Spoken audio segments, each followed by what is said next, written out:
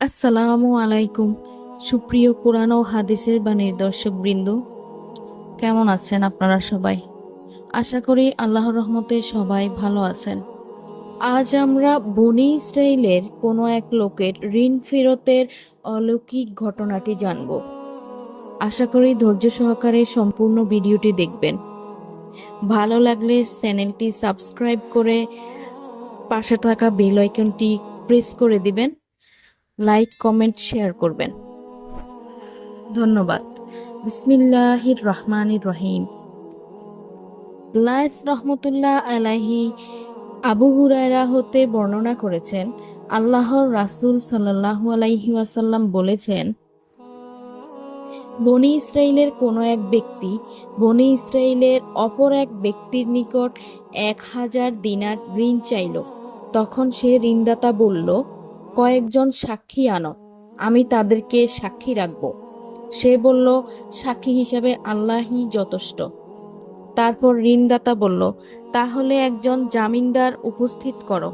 সে বলল, জামিনদার হিসাবে আল্লাহই যথেষ্ট। ঋণদাতা বলল, তুমি সত্যিই বলেছ।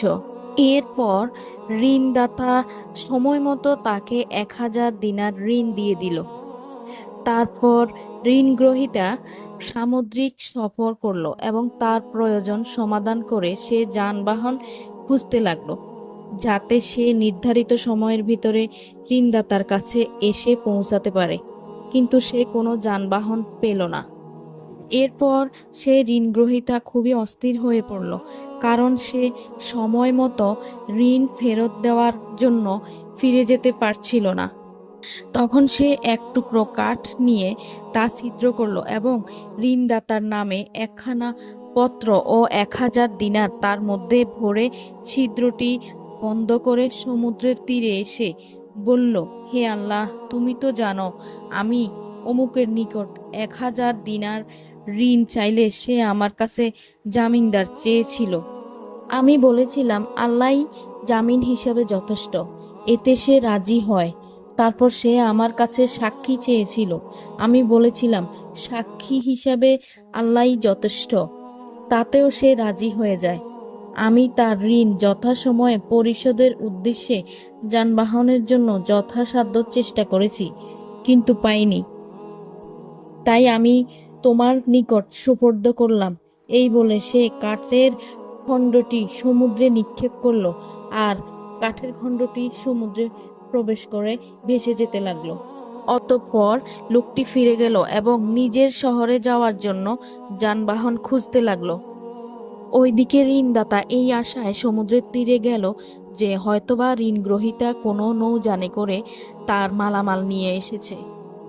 তখন তার দৃষ্টি কাঠের খণ্ডটির উপর পড়ল, যার ভেতরে 1000 দিরাম আর ওই পত্রটি দেওয়া ছিল। সেই কাঠের খণ্ডটি তার পরিবারের জ্বালানির জন্য বাড়িতে নিয়ে গেল। যখন সে তা চিরল, তখন সে 1000 দিরাম ও পত্রটি পেয়ে গেল। কিছুদিন পর ঋণগ্রহীতা 1000 দিনার নিয়ে এসে হাজির হলো এবং বলল, আল্লাহর কসম, আমি আপনার মাল যথাসময় পৌঁছে দেওয়ার উদ্দেশ্যে সবসময় যানবাহনের খোঁজে ছিলাম, কিন্তু আমি যে নৌযানে এখন আসলাম তার আগে আর কোনো নৌযান পাইনি। ঋণদাতা বলল, তুমি কি আমার নিকট কিছু পাঠিয়েছিলে? ঋণগ্রহীতা বলল, আমি তো তোমাকে বললামই যে এর আগে আর কোনো নৌযান আমি পাইনি। সে বলল, তুমি কাঠের টুকরোর ভিতরে যা পাঠিয়েছিলে আল্লাহ তোমার পক্ষ হতে আমাকে তা আদায় করে দিয়েছেন। তখন সে আনন্দ চিত্তে 1000 দিনার নিয়ে বাড়িতে ফিরে চলে গেল।